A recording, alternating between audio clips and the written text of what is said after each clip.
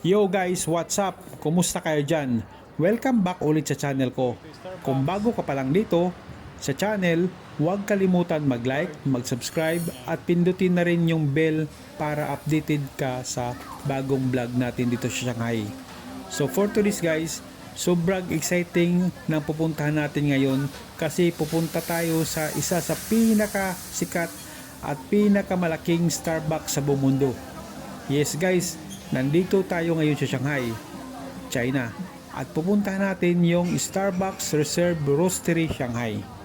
Alam niyo ba guys, ito raw ang pinakamalaking Starbucks brand sa buong mundo. Hindi lang siya simpleng coffee shop, para siyang coffee theme park. May sariling roasting area, may bar, may souvenir shop, may bakery. Kompleto talaga. So samahan niyo ako ngayon sa isang chill na lakad, kwentuhan at syempre food trip at coffee trip. Let's go! Ang Starbucks Reserve Roastery medyo nasa city center siya. Malapit siya sa Nanjing West Road dito sa Shanghai. Sobrang dali lang mag-commute. May metro, may bus, may DD. Unang beses namin pagpunta dito. Matagal na natong nakalagay sa aming bucket list kasi lagi ko siyang napapanood sa YouTube, sa TikTok, sa Facebook. Sabi nila, sobrang laki talaga daw. Ibang level ang experience. Sa Pinas, alam naman natin yung Starbucks, pang chill, pang study, pang date. Pero dito, parang museum ng kape. Kaya sobrang excited kami. By the way guys, comments kayo kung mahilig kayo sa kape. Anong flavor nyong in-order sa Starbucks? Kami kasi, coffee jelly, solved na. Sobrang laki niya. Parang warehouse na may logo ng Starbucks. Yung design pa lang ng building ang social na agad. Parang industrial style, modern na may halong classic. Tapos yung logo nila dito, hindi lang yung normal na green lang. May bronze, may gold, parang premium talaga. And guys, tingnan nyo yung pila, medyo mahaba pero okay lang, worth it naman. Habang naghihintay tayo, share ko lang to. Itong Starbucks Reserve Roastery na ito, binuksan noong 2017. Isa siya sa pinakamalaking Starbucks sa buong mundo. Halos kasing laki ng basketball court or mahigit pa. Sa loob, parang hindi ka na sa Starbucks. Ang laki ng space. Sobrang taas ng ceiling, tapos yung gitna may malaking copper na parang tangke. Doon nila iniroast yung coffee beans. Amoy pa lang ng kape, talagang maadi ka. Halo-halo yung amoy ng fresh brewed coffee, tinapay, chocolate. Grabe, heaven para sa mga coffee lover. Sa kaliwa may bars, sa kanan may bakery, sa gitna may souvenir area. Tapos sa taas may second floor pa. Guys, dalawang palapag ang Starbucks na ito. Makikita mo talaga yung proseso kung paano nila ginawa yung kape. May mga tubo na dumadaloy yung beans, parang factory pero social. Grabe yung details, parang museum ng kape. Kahit hindi ka o-order, busog ka na sa paningin. Habang naglalakad kami dito guys, kwento ko lang, ang Starbucks Reserve Roastery concept pala, para ang premium version ng Starbucks. Dito nila nilalagay yung mga rare coffee galing sa iba't ibang bansa, katulad ng Ethiopia, Colombia, Brazil, kung saan saan. May sarili silang roasting machine dito sa loob mismo. Hindi tulad ng normal Starbucks na ready na yung mga beans. Dito, fresh na fresh. Makikita nyo rin guys, may mga tablet sa bawat station. Pwede mong i-scan yung Starbucks apps, tapos lalabas na phone mo yung information tungkol sa kape na iniinom mo, kung saan galing, anong lasa, anong aroma. Grabe, technology plus coffee talaga. Tapos dito na side guys, may souvenir shop. May mga tumbler na may exclusive lang dito sa Shanghai.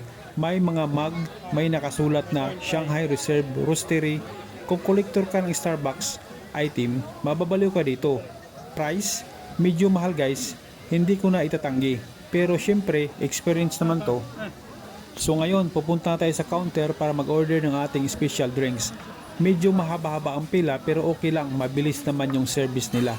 Unang order natin, lemon flavor pistachio matcha latte. Grabe, first time ko narinig yung lemon pistachio matcha.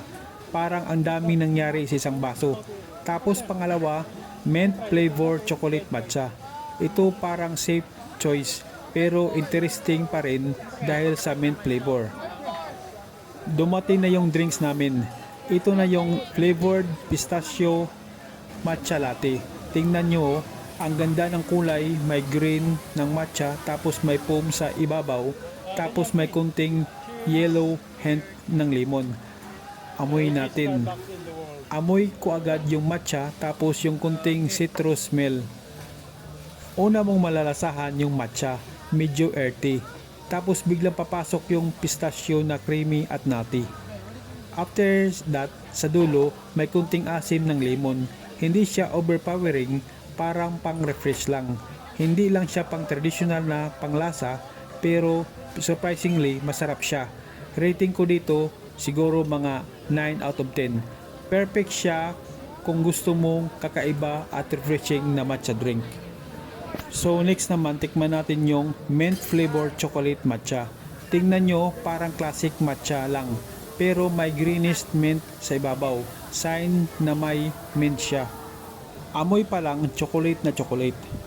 Tapos may malamig na amoy ng mint. Ay grabe, panalo to. Unang tama, chocolate matcha. Creamy, matamis, coffee flavor. Tapos biglang susunod ang mint.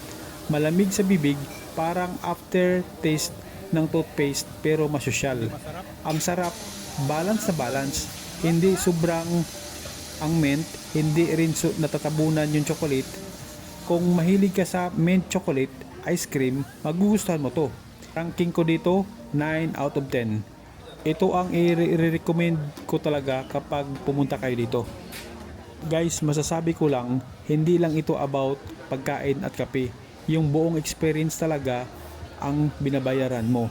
Yung lugar, yung ambience, yung makikita mo mismo kung paano ginawa yung kape.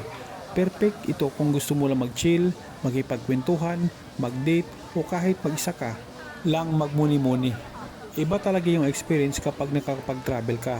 Makikita mo yung iba't ibang kultura, iba't ibang pagkain, ibang lifestyle. Sa mga nanonood dyan, may mga pangarap mag-abroad, mag-travel, huwag kayong matakot mangarap. Unti-unti lang, darating din kayo sa ganitong lugar. At syempre, salamat sa inyo guys, kasi kung hindi dahil sa inyo, sa suporta nyo sa channel na to, hindi ko rin masishare sa inyo ang mga experience ko dito sa Shanghai. This is Neil Lagan TV, signing off. Kita-kits ulit sa sunod na vlog. Bye guys, ingat kayo palagi.